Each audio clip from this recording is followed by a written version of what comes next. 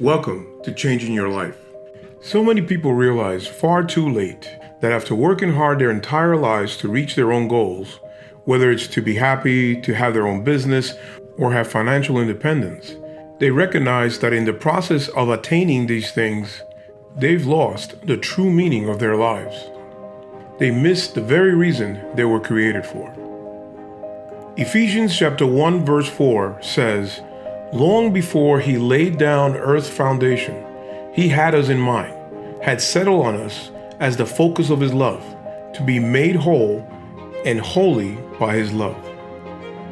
Let's consider our purpose. We were not called to be Christians just to live happy lives in this temporary world.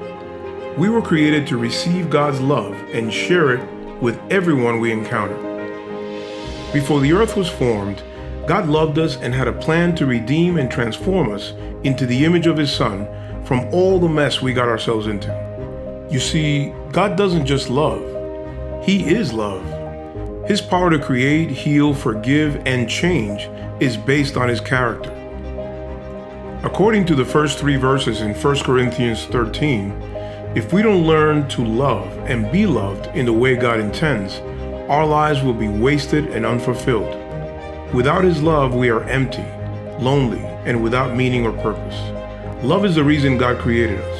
The Father chose to expand the love he shared with the Son and Holy Spirit to include us, those he made in his image. And we reflect his nature by spreading his gospel of love to the world. Martin Luther King inspired us to recognize this in his book, Strength to Love, by stating that our responsibility as Christians is to discover the meaning of the command to love and seek passionately to live it out in our daily lives. The My Leap Guide will help us to absorb and digest today's biblical principle. Let us start by meditating on today's verse, found in Ephesians chapter 1, verse 4. Long before he laid down earth's foundations, he had us in mind, had settled on us as the focus of his love, to be made whole and holy by his love. So let's stop the video and repeat this 4 or 5 times to make sure that we memorize it and truly meditate on the verse. As I meditate on this verse, God reveals to me that his love is his strategy to make us whole or complete, as well as holy or righteous. Now, as a trigger or a reminder throughout your day, meditate on this verse every time you see an image of love, a heart emoji, a tender hug. Every time you see something that reminds you about love, recite the verse in your mind and meditate on it. Don't forget at the end of your day to write your story. You can use different colors to illustrate what happened, your reaction, response, God's message, or answers to prayer. Make sure that you're listening to God's Spirit throughout your day. Expect more insight and revelation through his word. And when you receive it, make sure you write it down in your journal. So now let's evaluate ourselves. Let's take a few minutes to answer these questions. Number 1, if God has always loved you, even before you were born, does your performance, whether it's good or bad, change his love for you?